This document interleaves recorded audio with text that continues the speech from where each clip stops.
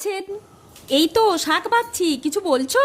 কিন্তু মা, আমাদের বাড়িতে তো কেউ শাক খায় না। আরে না না, ডাক্তারবাবু আমাকে বলেছেন শাক খেতে।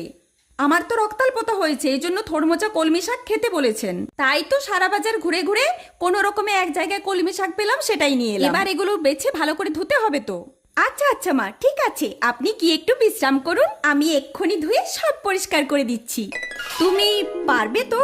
হ্যাঁ হ্যাঁ। আচ্ছা শোনো, তাহলে অনেকবার ধরে জল দিয়ে ভালো করে পরিষ্কার করে ধোবে, কারণ বৃষ্টি হয়েছে, এমনিতেই শাকে প্রচুর নোংরা থাকে। হ্যাঁ হ্যাঁ, আমি খুব ভালো করে ধুয়ে রাখবো, আপনি যান। ও বৌমা, বলি তোমার শাক ধোয়া। বৌমা, এটা তুমি কি করছো? শাকে সাবান গুঁড়ি দিয়েছো কেন?